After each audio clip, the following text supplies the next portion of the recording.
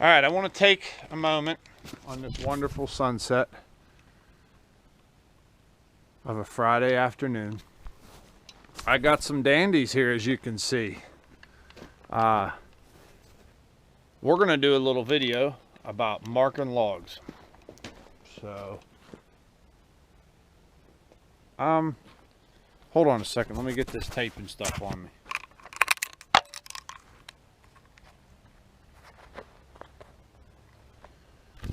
Okay, I want to start this video by saying this is how I do it.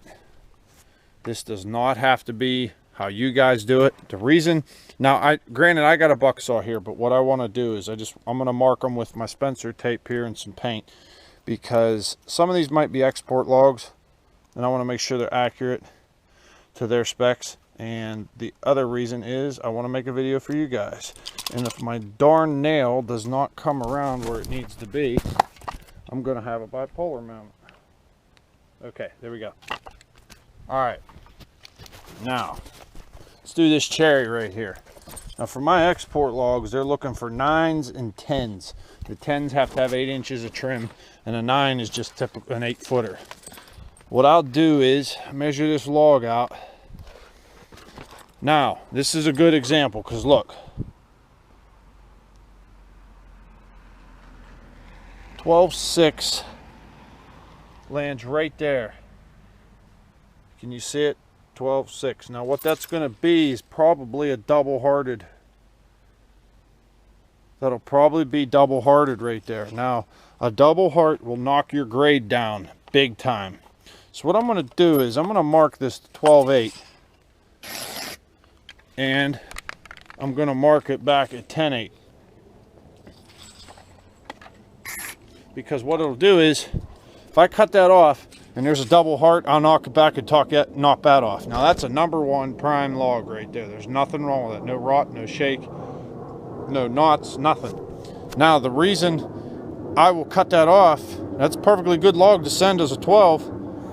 The reason I'm going to cut that off if there's a double heart is a double heart will knock your grade. You know, if the double heart is real small like this, let's go to the end of the log. If you're double heart,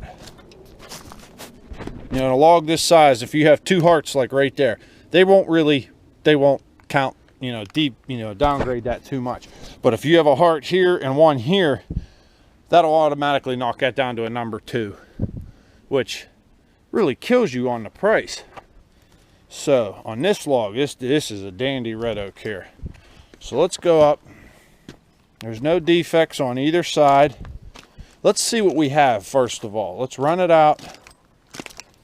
Now, I can tell you, I got this here, and then you can see the big crotch in it. That's going to be double-hearted, clean back into almost every bit of here. And then we got that defect. So what do I got to there? I got 27 feet. So what we're going to do here is, I know what I have to work with. There's 13. Now, as you know, this knot grew out of this tree this way. So if you cut that out, that's going to be exposed. What's a 12 do? It's 12/8. 12'8". I think that's going to keep us far enough away from that. That'll be a clean log. Okay, and then the next one here, another 12 will be 25. So I got 1 knot there. The other side's clean, so that means I got a 3 clean side log, which is a good log. So 25, 25. I'm going to go 25/4 because we need to make these a little long. Now, if you see, I got another little knot right there, but that knot's on the same side as that knot, so that still keeps that face clean. So that'll still be a good 3-sided clean log. Now up here, from there out, it's all blocking, I think, or scrag wood. Because you see, I got those big knots. You can see they come way into the log. Had those not been in there, we could have knocked the log out of that. Let's come down here and do this soft maple. First thing you want to look for in soft maple, if you're going to cut a grade log out, is does it have worm? Neither of these have worm. This one has almost no heart in it. That one's got a little heart. So no worm, good clean. Nice soft maple. Let's come up. Where's our first defect? Right here. Okay, I can cut a dead clean 8'6" out of that. Now I want to do that. Now this log's nice enough, I could cut a 12 out of that, but with that knot, and then you come up here, since this knot and this knot are on the same side basically, what I will do is I will put the knots in the second log. I will cut a, possibly a 10 if I can, but if you look, I've got 19. So I can cut two, I can cut an 8 and a 10. Yeah, I'll cut an 8 and a 10 out of this. Now it's going to be a little bit double-hearted because of this limb, but not bad. Whereas if I cut the 12, I just screwed myself for this next log. So that's why I stayed short on the first one. Not only does it make the grade better on the first one, but it enables me to utilize more of this main trunk. So let's go up to 19. Let's put a mark. Now, just paint me so you guys can see. Give you guys an idea of what I'm doing here. And I'll use them too. This cherry is another good example, and it's kind of buried, but we'll get it. Now let's look at this. Let's see, what do we got up here? Can we take a saw log out of this? Yes, we can. First defect's right here. So let's cut up. There's like this, I don't know what you call that swoop there. Let's knock that out of it, because that's, yeah, we don't want that. That's going to knock our grade down.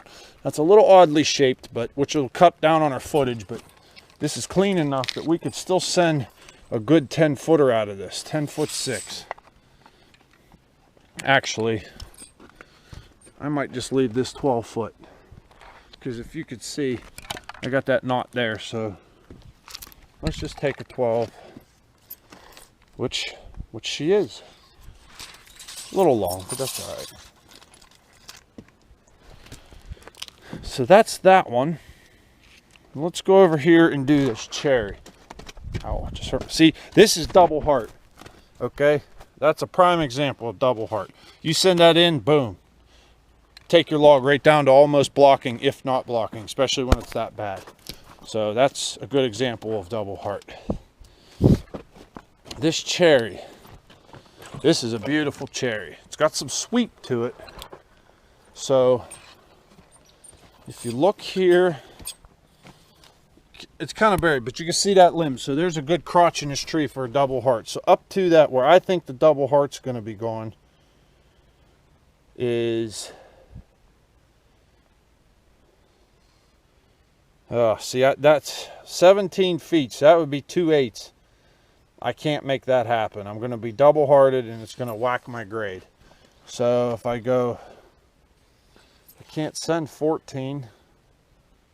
Crap. This is just one of them odd situations that, so what I'm going to do is I'm going to knock a 9. I'm going to cut a 9 out of this. Okay. Or no, an 8'8".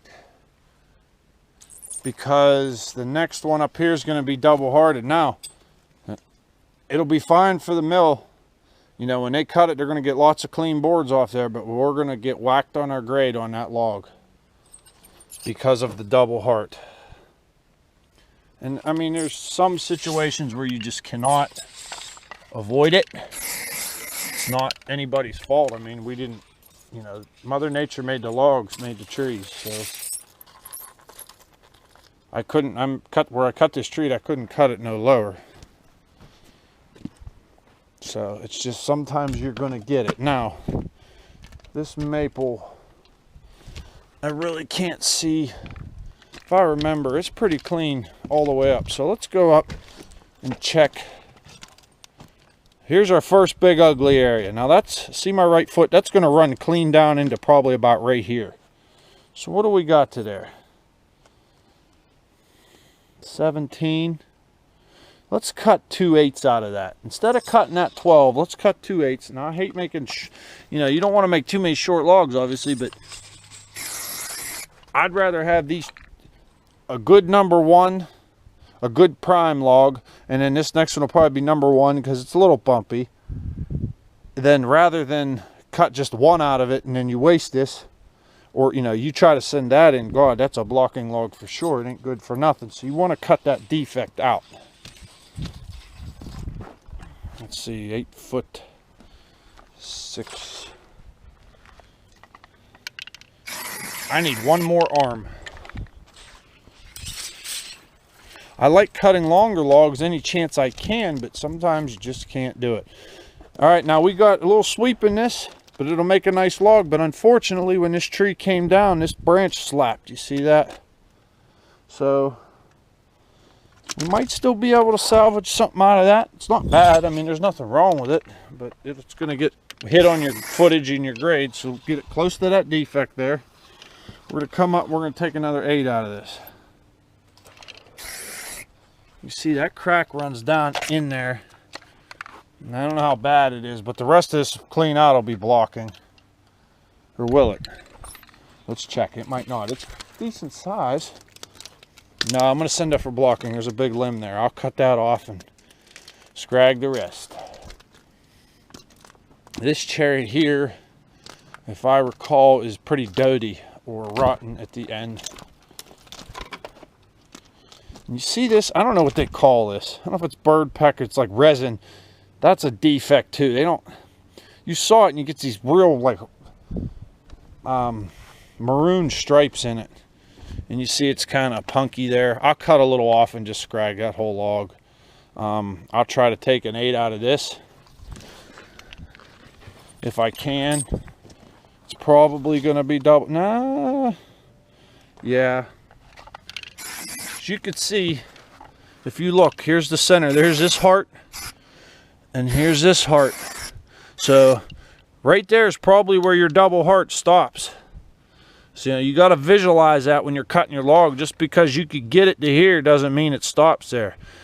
And just because, oh, you look at it and the mill can cut boards out of it. Well, yeah, if you're somebody that cuts logs and sells to different mills, you're only screwing yourself, because the mill will cut it. Yeah, obviously they're going to get a bunch of great wood. Now, with that being said, don't think I'm doing this video to say, hey, screw the mill, help yourself. No, you do not want to bite the hand that feeds you, but at the same time, you don't want to screw yourself. So you got to find a happy medium. You know what I mean? Like I said, that cherry, it's going to be double hearted. They're going to get that one. There's nothing you can do. But then there's other logs where you can make these cuts that are going to save you so much money, make you so much money. You'd be foolish not to do it. Now, if you're cutting for a mill, say you own a mill, you're part of a group that owns a mill and you're cutting logs for them. You're going to know what your mill wants. You're going to want to cater to your mill. So say they want all 12-foot stock, and then they, mill it or whatever. You know what I mean? That's another thing. So you can't take what I'm doing, can't say this is how it's going to be done. I'm not saying this is how it should be done. I'm just saying this is how I do it. I just want to try to utilize what I have to try and invest, so I get the best money for my product.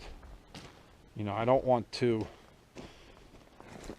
obviously, you got to make money or you can't come back. Sorry, I'm just a little tired. It's been a long day, so I'm struggling to find my words. But yes, once again, those are just some things that I do.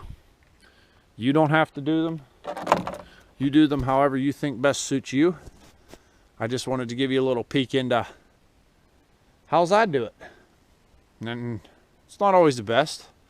I get calls and I got to change here and there, so maybe that'll give you guys some insight.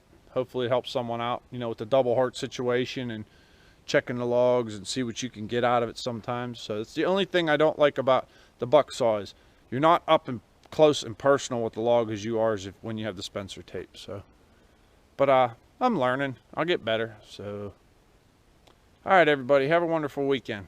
Take care, stay safe, have fun.